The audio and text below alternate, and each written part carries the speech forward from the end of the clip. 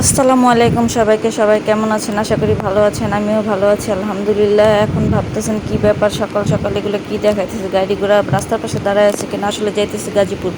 গাজীপুর হঠাৎ করে জামাই ঘুমের থেকে ডেকে উঠেছে, চলো চলো গাজীপুর যেতে হবে, কলেজ কালের বন্ধু বান্ধবীদের সাথে দেখা করব। হঠাৎ করে নাকি তারা মেসেজ দিচ্ছে দেখা করবে, তাই যেই কাজ সেই কথা। আমি বলছি আমি যাবো না, তুমি একাই যাও, আমি ঘুমাবো। ও বলে না, তোমার ছাড়া যাবো না, তুমি চলো, তুমি গেলে যাবো, না গেলে যাবো না। আচ্ছা ঠিক আছে, বাইরে হয়ে গেলাম, রেডি হয়ে জোহরের আজানের সময় বাইরে হয়ে গেছি। 3টার মধ্যে থাকতে হবে। যেই আমি বাসার থেকে বাইরে হয়েছি সেই দেখি ওই যে আসতেছে একজনে। কে আসতেছে? এই যে আমার কাজের খালা বাসায় ঢুকতেছে। তো আমার কথা হলো, আমি থাকতে তুই আইলি নাকি? আমি থাকলে তো কাজগুলো সুন্দর করে গুছাই দিতে পারতাম। আমি যেই বেরিয়েছি হেরো আসার টাইম এসে, যাই হোক মাঝে মধ্যে একটু জমিদারি ভাব দেখাই ফেলি। রিক্সায় উঠছি, হাইটেই যাওয়া যায়, রিক্সায় উঠছি। বাসের জন্য রাস্তার ওই পারে যেতেছি, উত্তরা হাউস বিল্ডিংয়ে নটার সামনে থেকে বাসে উঠতে হয়। আমরা আজকে যাবো গাজীপুর পরিবহনে। গাজীপুর পরিবহন ডাইরেক্ট শিমুলতলি নামায় দেয়। শিমুলতলি বলতে গাজীপুর শিমুলতলি হলো জয়দেবপুর দিয়ে যেতে হয়। এখানে যে মাঝে গাড়ির তেল ফুরাইছে, তার তেল নেওয়ার জন্য দাঁড়াইছিলাম। এই যে এখন চৌরাস্তায় এসে বসছি। চৌরাস্তায় তো খালি উন্নয়ন আর উন্নয়নের কোনো মানে সীমারেখা নাই।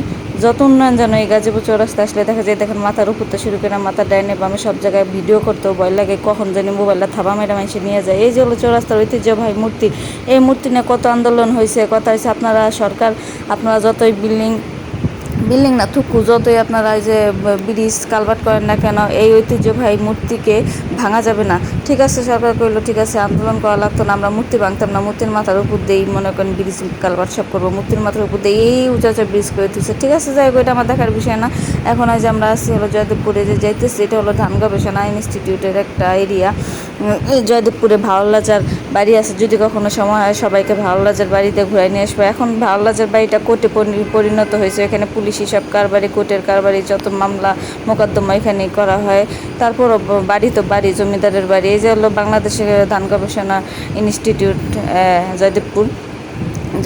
মূলত গাজীপুরের মেন টাউনই হচ্ছে জয়দেবপুর। বাংলাদেশের এই যে এটা কী কয়, কৃষি গবেষণা। এই যে আমরা এসে পড়ছি শিমুলতলি, নেমে গেছে একদম ডাইরেক্ট। ওই যে গাজীপুর পরিবহনগুলো দেখতেছেন ডাইরেক্ট শিমুলতলিতে নামাই দেবে। এই যে সমরাস্ত্র কারখানা, আপনারা যেখানে এই যে বাংলাদেশে এত অস্ত্র দেখেন, এই অস্ত্রগুলো এখানে তৈরি হয়। আর এই যে টাকা তৈরি হয় এখানে, এটা হলো টাকশাল। এই যে দেখছেন টাকা, কত টাকা এখানে এসে আমি এক ব্যাগ টাকা পাইছি। আপনারা চাইলে এখানে এসে টাকা অস্ত্র নিয়ে যেতে পারেন। হ্যাঁ, যত টাকা এখানে পাবেন, যত অস্ত্র এখানে পাবেন। এই যে আমরা এখন ঢুকতেছি এসে, যে কী করবো, দুপুরবেলা বললামই তো, খাওয়া দাওয়ার ব্যবস্থা, মানে খাওয়া দাওয়া হবে এখানে। খাওয়া দাওয়ার জন্য এটা হচ্ছে রাজীব ভাইয়া, এটা হচ্ছে শিশির ভাইয়া। এই শিশির ভাইয়া হচ্ছে কি মানে এরা হচ্ছে সবাই সাকিবের, মানে আমার স্বামীর কলেজকালের বন্ধু। এদের বন্ধুত্ব আজও অটুট। যাক আলহামদুলিল্লাহ, দেখেও ভালো লাগে। যাই হোক, এখন হচ্ছে যে রাজীব ভাই হাসতেছে, সাকিব আর ওই যে শিশির ভাই খাইতেছে। শিশির ভাইয়ের কথা হইলো, আমি যেই জায়গায় যাবো, বন্ধু বান্ধব যাই থাক না কেন, আমাকে খাইয়ে নিবো। আমার পেট ঠান্ডা তো দুনিয়া ঠান্ডা। সে এত খাবার পছন্দ করে, সে সবসময় খালি খাবার খাবার খাবার, তার চোখে খালি খাবারই বসে। ওই দেখেন খাওয়ার নমুনা দেখছেন। তার কথা হলো আরও তার বান্ধবীরা আসবে, আমার স্বামীর আরও বান্ধবীরা বন্ধুরা আসবে। ওই যে এসে পড়ছে বান্ধবীরা। কিন্তু তার কথা হচ্ছে বান্ধবী বন্ধুরা আসার আগে আমারটাকে দে না, আমি আগে একা খাইনি, একা খাইনি। সেই যে বান্ধবী বন্ধুরা এসে পড়ছে, গল্প আড্ডা করতেছে, কি সুন্দর খাওয়া দাওয়া চলতেছে, খাওয়া দাওয়ার পর্ব চলতেছে। আমরা উত্তরার থেকে কত আগে সবার আগে যায় পৌঁছে গেছি, কিন্তু হ্যাঁ বান্ধবী অন্য বন্ধুরা গাজীপুর থেকে আসতে তাদের বেলা 4টা 3টা বেজে গেছে। এই যে আমরা এখন ঢুকে গেছি সমরাস্ত্র কারখানার মাঝখানে। মানে এটা হচ্ছে এখানে এটা হচ্ছে আর্মি সেনাবাহিনীদের ঘাঁটি, মানে সেনানিবাস আর কি। এখানে সবাই, এখানে যারা চাকরি করে, সরকারি চাকরিজীবী যারা আছে, যারা এখানে চাকরি করে সমরাস্ত্র কারখানায় টাকশালে, তারা এখানে থাকে, এখানে কোয়ার্টারে থাকে। আর এখন মূল্যবান বয়ান শুনবেন। রাজীব ভাইয়ের মুখ থেকে। উনি হচ্ছে আমার স্বামীর বন্ধু, আর উনি হইতেছে সময় টিভির রিপোর্টার। উনি হচ্ছে গাজীপুরের রিপোর্টার, রাজীবুল ইসলাম রাজীব।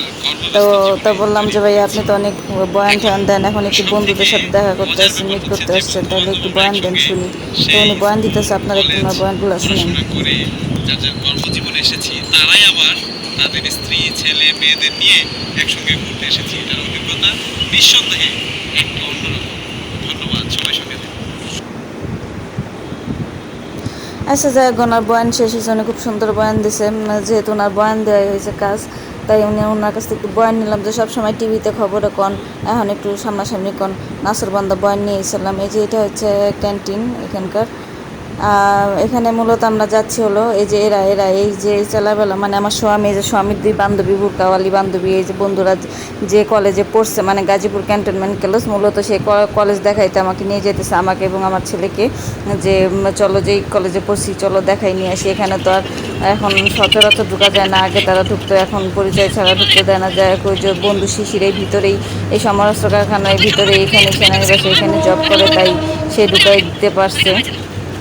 স্টুডেন্টরা তো যখন স্টুডেন্ট ছিল তখন তো ঢুকতে পারছে, এখন তার বাইরে মানুষ ঢুকতে পারবে না। যাই হোক এই যাইতে পড়ছে, দেখেন এই যে গাজীপুর ক্যান্টনমেন্ট কলেজ, এইখানে তারা সবাই পড়াশোনা করছে। তার আরও বন্ধুদের আসার কথা ছিল, যেহেতু এই মেয়ে দুই বান্ধবী দেখতেছেন, এরা দুই বান্ধবী হঠাৎ করে সকালবেলা বুদ্ধি উঠছে যে তারা দেখা করবে, তারা আজকে দেখা করতে পারবে, তাই সব বন্ধুরা আসতে পারে নাই, এই কজনেই হাজির হয়েছে।